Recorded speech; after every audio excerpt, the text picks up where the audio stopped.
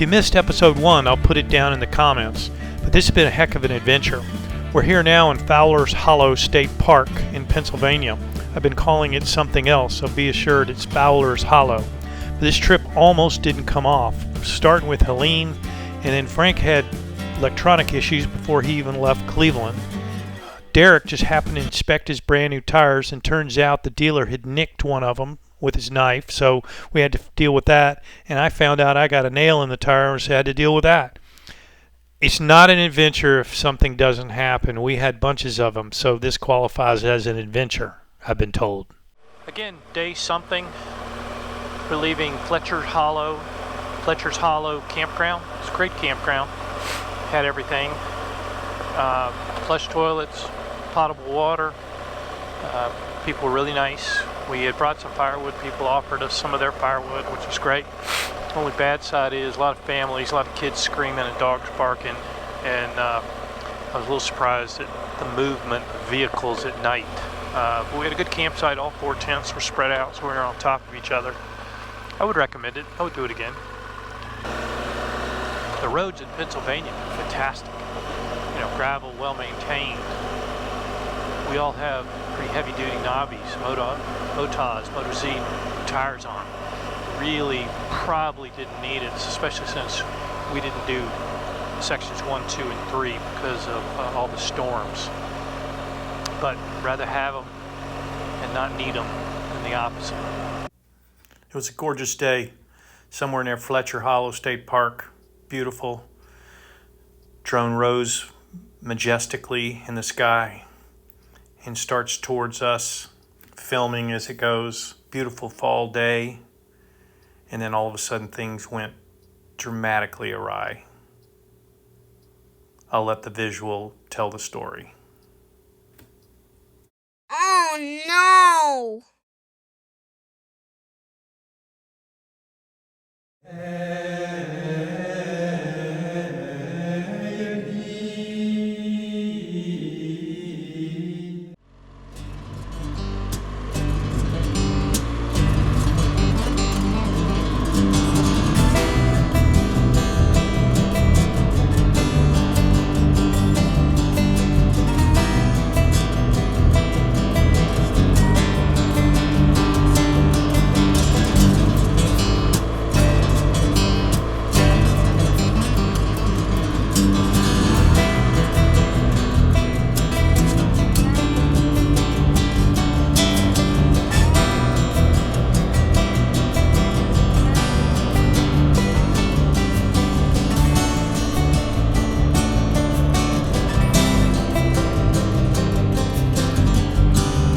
One of the things we saw back up in here are these cabins, and we don't know if they're privately owned and rented from the state, really what their purpose is, but given where they're situated, we're guessing they're hunting cabins and used only in season. The worst part about this is I have no idea where I am. Central Pennsylvania, got that much. It's pretty. It's gorgeous. This Amish country.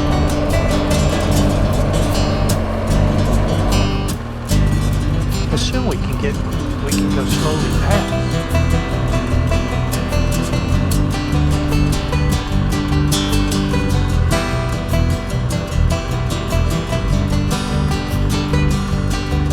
Pretty spectacular.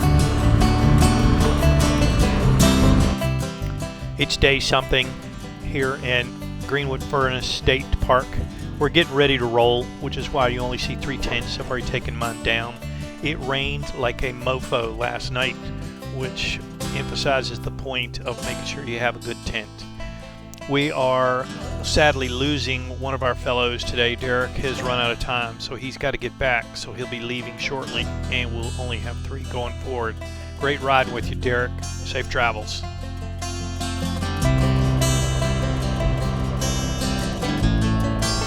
I'm going to go out on a limb here, and while any time of year is great to do the MABDR, fall is by far my favorite.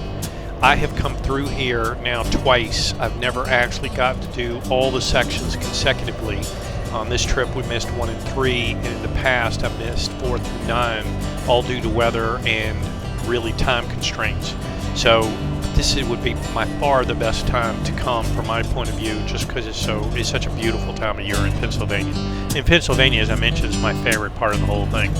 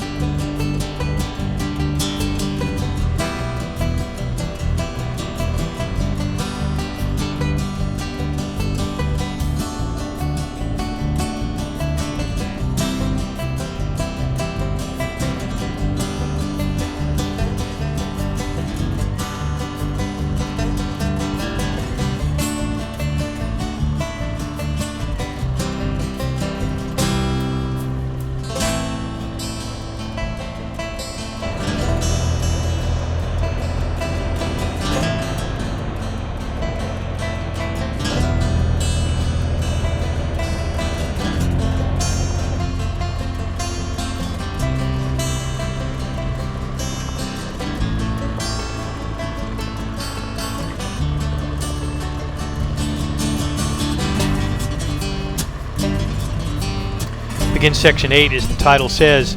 I'm going to tell you, this is pretty cool back here, but this is the back end of nowhere. There's nothing nearby.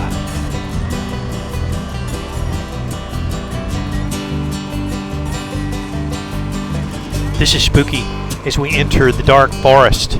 I didn't do any adjustment. This is what it looked like to us, and it was a little slick as well.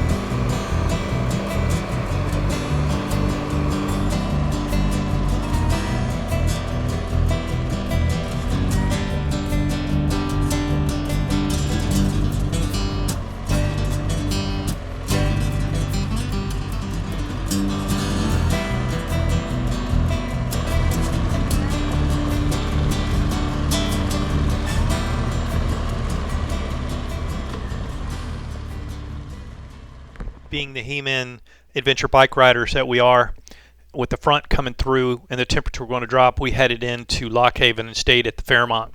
I will say I had one of the best meals I've had in a while. The steak at a sports bar nearby to the hotel was fantastic, but we credit card camped that night. So we're in Lock Haven. It was cold, so we ended up hoteling it last night.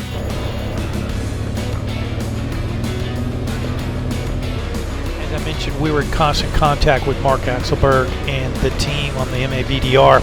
This was the section in 9 that we were warned about. It was a little slick, but it had settled down by the time we came through there. But thanks again for all the help. A lake. We just went by a little Pine Creek campsite, which was one of our options, but it's closed.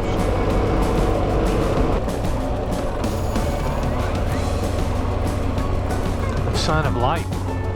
This is the first one of these little, call them villages, I've seen any activity.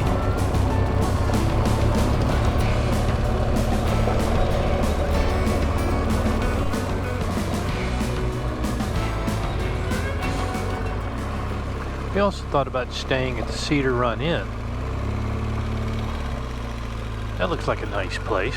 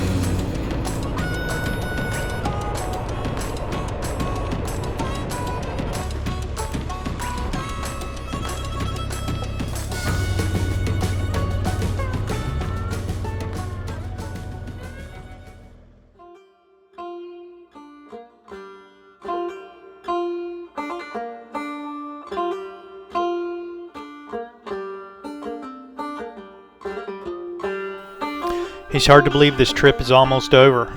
We started talking about it in March and just didn't think it was going to come off just because life gets in the way. Just as an example, Rodney had to come 1,200 miles just to get to Damascus. Now he's got 1,600 miles to get back from Corning, New York, where we are.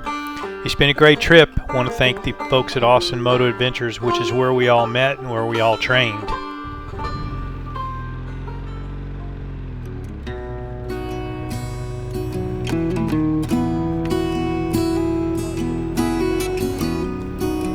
This is the hardest part of the trip, as I point the bike back south, knowing that the post-trip blues are starting to kick in already, and I still have 3 days to go.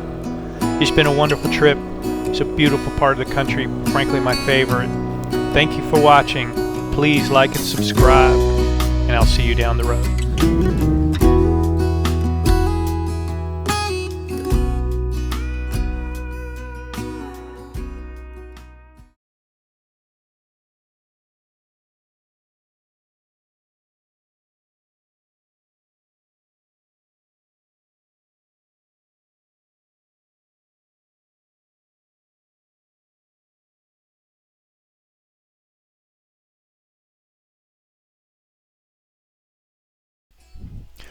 This is the hardest part about the trip as I point the bike back south. The post-trip blues are starting to sink in, and I still got 3 days to get back to Atlanta. But it's been a wonderful trip. Had a lot of fun, lots of adventure, beautiful part of the country. Thank you all for watching. It is much, much appreciated.